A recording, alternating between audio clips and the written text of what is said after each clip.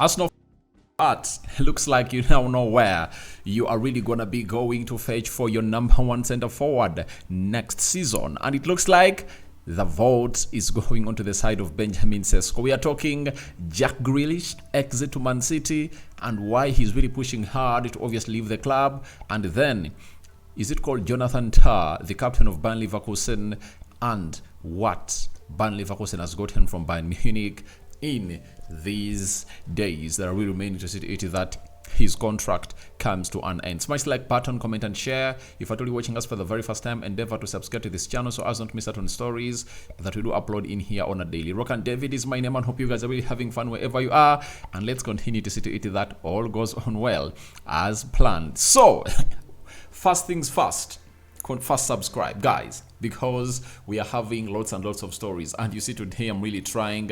Yesterday I brought you two stories, and today early morning I dropped one, and I'm here to bring you another one that Fabrizio Romano dropped, by the way, last night. And let's obviously get and hear what you guys are really thinking about Fabrizio Romano. We are having Fabrizio Romano. He told us yesterday that understand Arsenal and how advancing in negotiations for Benjamin Sesko after initial concrete talks reported last week. Decisions underway and proceeding well between all parties involved, player and clubs. No agreement yet. Now all expected this weekend, but advancing. That is it. So that's what you're really having it through from the side of Fabrizio Romano. He's saying that Arsenal are now advancing in negotiations for Benjamin Šeško. Now, Benjamin Šeško to Arsenal transfer talks advancing in the direct direction as initial concrete talks were reported last week. Remember, we brought you a story last week that talks are really hugely concrete for a player known as Benjamin Šeško. The discussions are really underway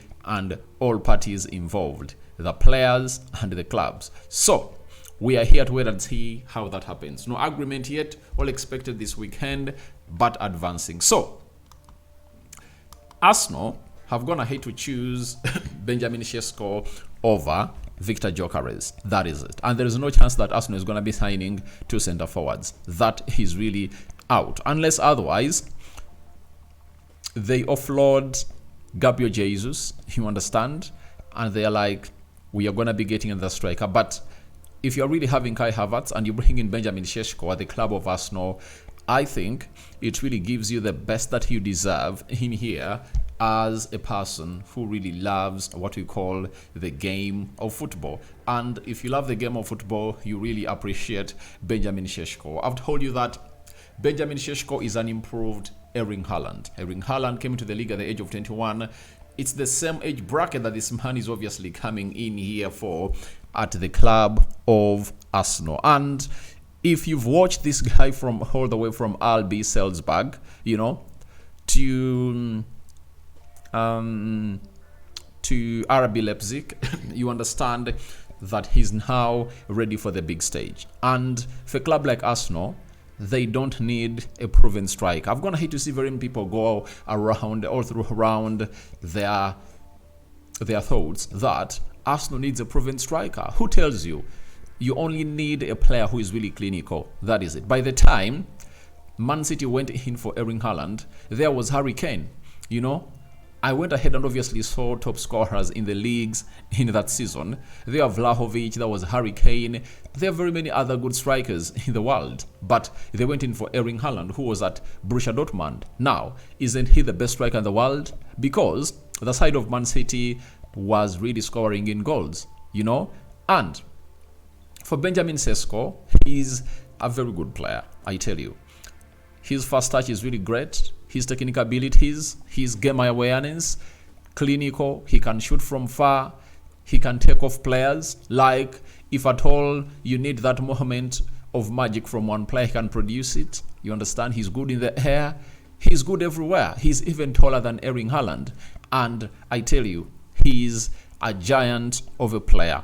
And I think Arsenal would have gone ahead to get themselves a very, very, very good player. I tell you, they would have gone ahead to get themselves a very, very good player in Benjamin Šeško. And if you get in Benjamin Šeško, give him a contract of 6 years, that means you would have gone ahead to solve the problem with the center forward, especially the main center forward, for the next 6 years, because he will be there, and if any team will come in through for him, he'll have what we call a resale value. But let's look at Victor Gyökeres. Does he have a resale value? Because if he comes into and blossoms for 4 seasons at Arsenal, can he really be that player that can be sold for like £100 million? But I believe Benjamin Šeško coming in through for like maybe £75 million or £80 million, I think Arsenal can sell him for 120 or 30, even times 2, because in the next 4 years, I tell you, players will be moving in for 120, 130 will be a normal figure. Like 180, 70 is going to hit to become a normal figure. Way back, expensive players used to go in for £30 million, £25 million. But right now, the best player goes in for 70, 80, 100. You understand?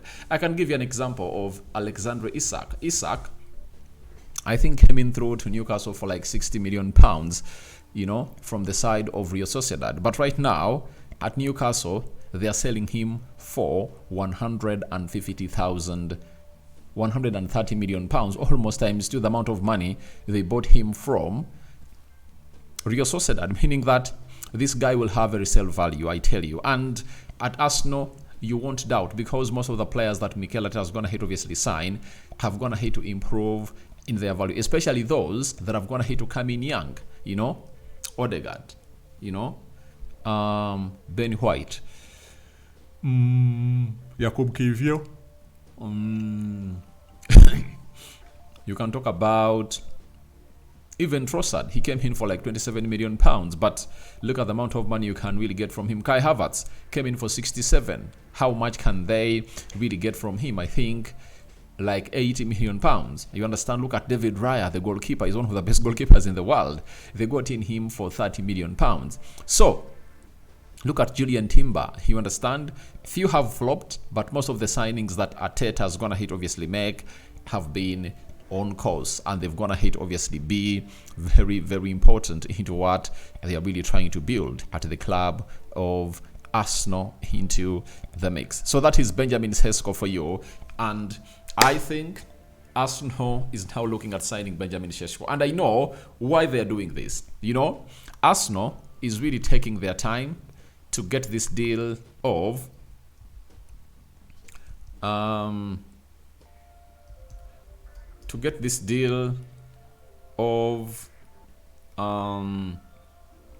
Benjamin Sesko done, because they know to it that his team, known as Slovenia, has to play some games, and in the due course of them playing some games, obviously they don't want to obviously send an injured player. And you saw what they did when they're really playing against, when they're really going in for a player called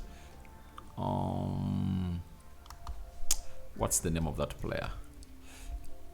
Victor Gyökeres. He pulled out of the national team because he was really injured. So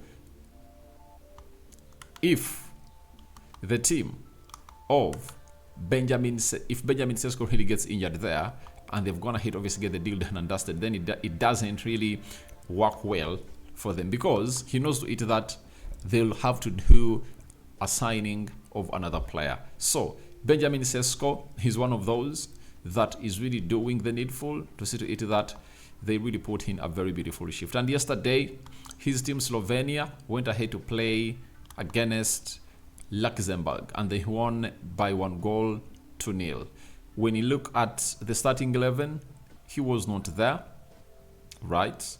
He was not there, and even on the bench, he wasn't there. That means maybe he's really having some party problems with him. But all in all, Arsenal know they're really delaying this because they know to it that they want to sign a fully fit player.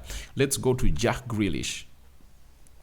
But this weekend, don't expect a here we go. That means huge developments will obviously come next week in there.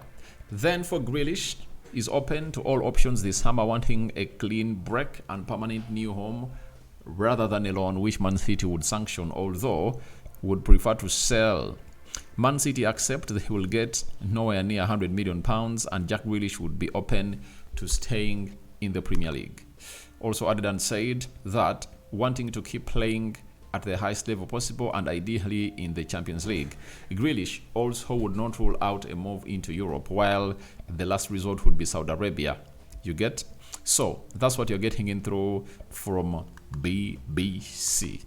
You know, Alex Brotherton, he's a BBC journalist. He's obviously telling us that. So for Jack Grealish, I think he's a flop at Man City.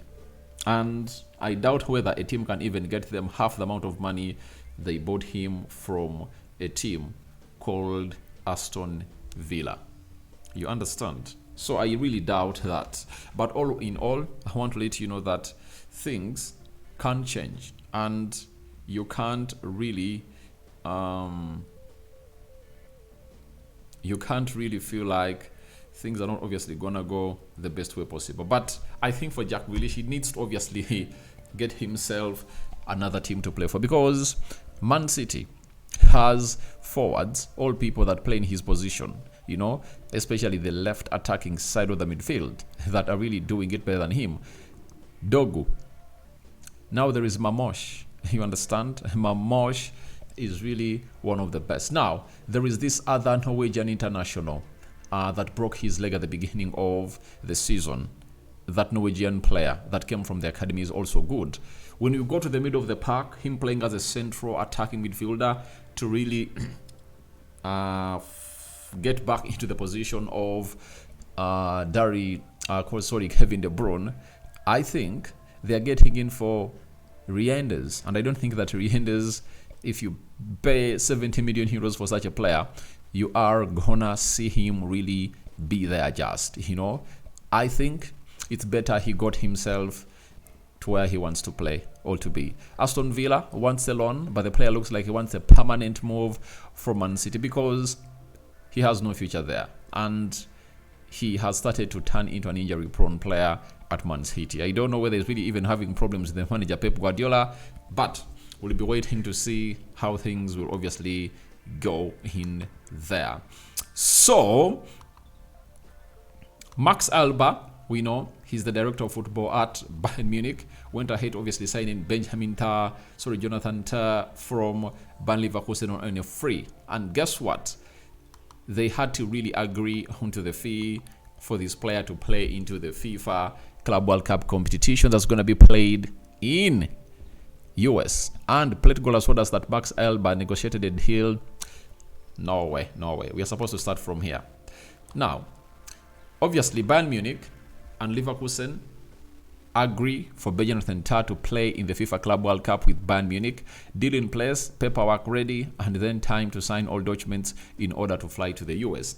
So, after all this agreed, they had to come up with a fee. And guess what? Max Alba came in through and did the following. Max Alba negotiated a deal that will see Bayern pay around 800,000 euros fixed fee for Jonathan Tah to bring him in the FIFA Club World Cup depending on the team's performance at the tournament. Additional bonus payments could take total sum beyond 1 million euros. And Bayern will also cover Tah's full wages during this time, a fair solution for both clubs. Tah will play the Club World Cup with Bayern Munich. So the Club World Cup is starting 15th. That is Friday next week. Is it Friday? Let's see. Tomorrow is 8th. That means Sunday next week. That's when the FIFA Club World Cup is obviously going to be commencing in the US. And a lot will be happening that side. So Bayern Leverkusen is getting 1 million euro from Bayern Munich for the services of this player to play in the FIFA Club World Cup. Why are they paying? Because he had some weeks left for his contract to expire, and the FIFA Club World Cup is starting on the 15th in there. So, your reactions to Benjamin Sesko to Arsenal advanced talks are welcome in the comment section below. 1, tell me your thoughts about Jack Grealish and him wanting a permanent move. Though City wants a move, that won't really that will obviously help them get back their money, because they know if they get this player on a loan and he plays for a full season there, he might obviously flourish, and maybe they can get like a 50-60 million pounds back for the amount of money they bought him from Aston Villa. Look at how Anthony has gone ahead to shine in the La Liga. So I think they're really looking at that and they're like, it can obviously work on well for Man City. So what do you think should be the perfect plan for Man City and what they should come up with to do the needful? So guys, thank you very much for watching through. And Benjamin Tah, what are your thoughts about him joining Bayern Munich? Who is leaving? Kim Min-jae, Dyer, Upamecano? Who is leaving Bayern Munich? And is it called Saja Boy, that other player that I really love so much, that was at Galatasaray and went ahead to find himself playing at Bayern Munich? Rokani David is the name. See you later, and let's continue to subscribe, and let's throw more love to everyone watching in through. So I'll sign out for now. See you later. Rokani David, here's my name, and see you when you see me. Bye bye.